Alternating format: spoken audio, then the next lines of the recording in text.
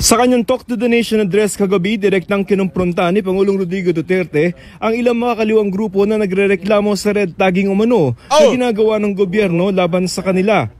Itong mga legal fronts. Ano yan, boss? Ano?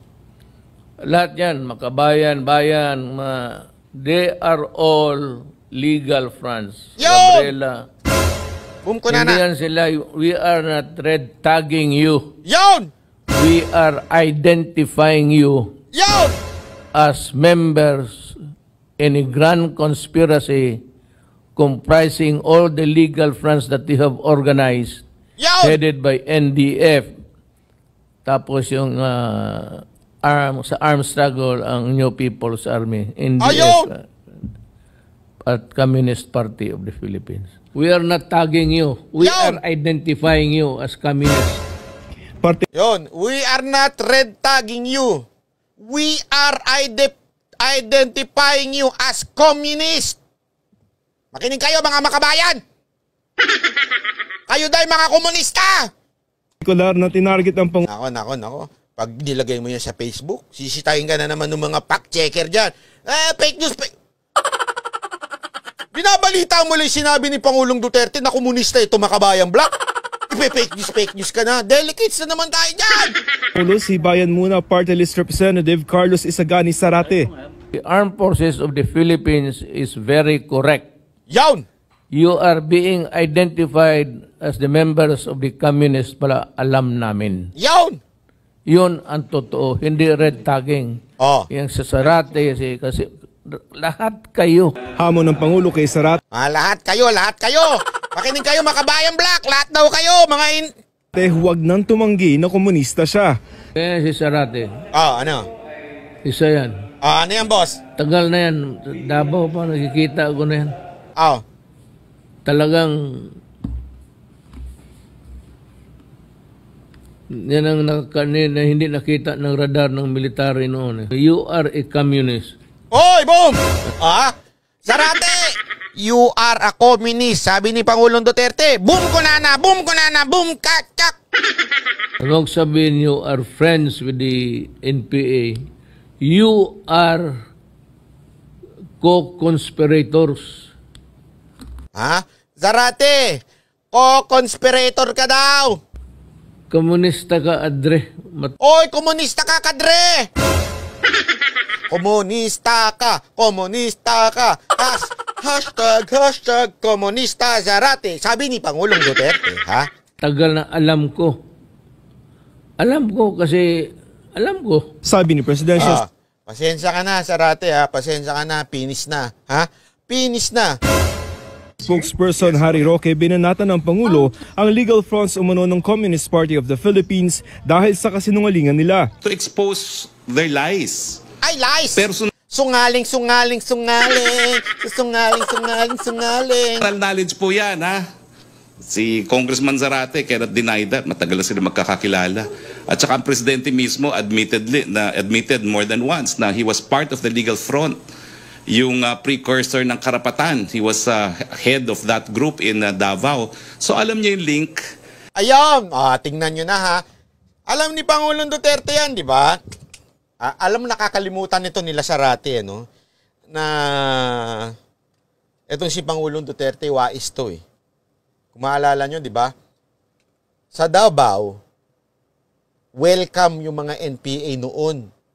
Pinapayagan ni Pangulong Duterte as long as you will not bring arms, mga baril. Inaalaw. Grace Chua, maraming salamat po. Palakpakan. Naalala niyo yun? Nung panahon ni Pangulong Duterte as Mayor of Davao City. Ang bilin lang niya noon. Mga taga Davao, alam to.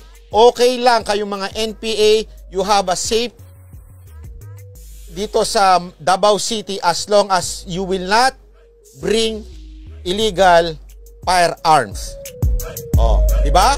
Alam ng mga taga Davao yan. Kasi nga si Pangulong Duterte malapit sa mga yan. In other words, meron silang personal knowledge. May alam mo si Pangulong Duterte na alam ng mga itong mga NPA na ito at itong mga komunista na ito na alam ni Pangulong Duterte. Between these legal fronts, Hindi naman daw illegal ang pagiging miyembro ng Communist Party of the Philippines o CPP dahil binasura na ang anti-subversion law sa Binasura yan ni Cory eh. Tapos sasabihin ninyo, santo itong Cory na ito? Alam niyo, Cory ha, alam ko, ni dating Pangulong Fidel Ramos. Pero sabi ni Roque, wag daw magsinungaling na walang kaugnayan ang ilang umano'y mga legal fronts ng CPP sa New People's Army. it may not be a crime, but they have consistently been lying. yan! Kasi nga sinasabi nila, Ikaw naman, Roque, masyado mo naman, pinista nga eh, diniin mo pa eh, sinabi mo pang, liar! Huwag naman ganun, Sheikh Roque, masyado naman. yung mga legal fronts nila have nothing to do with the CPP.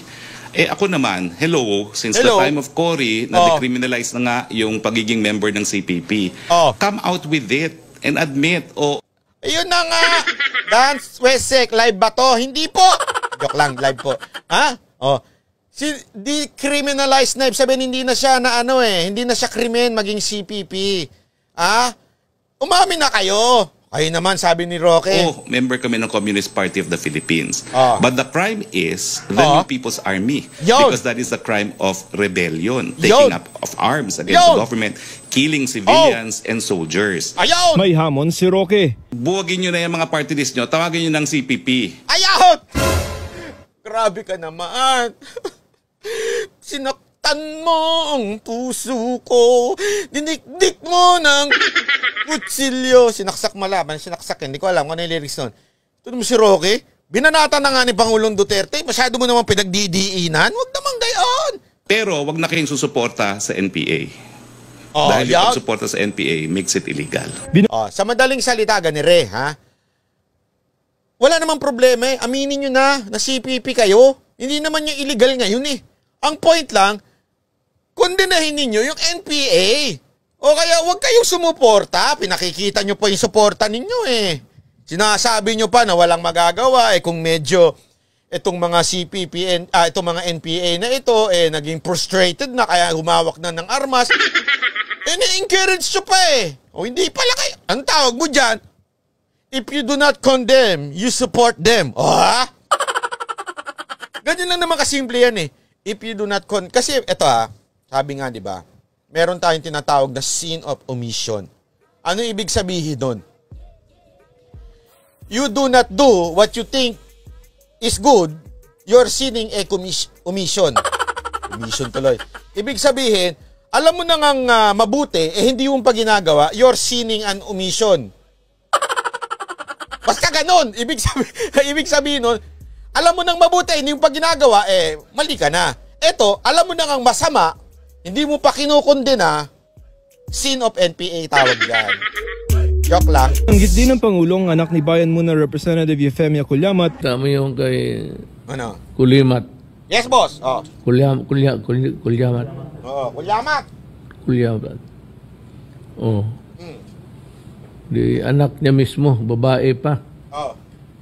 Sigurado patay yan. Babae, ilaban mo sa sundalo, patay. Sigurado. Kayong mga Pilipino na mga dreamers, you dream of a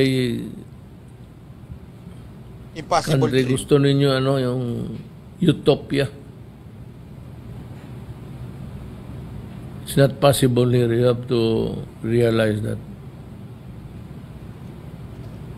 Walang red tagging.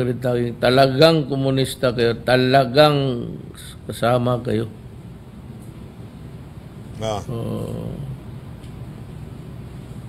Time will come.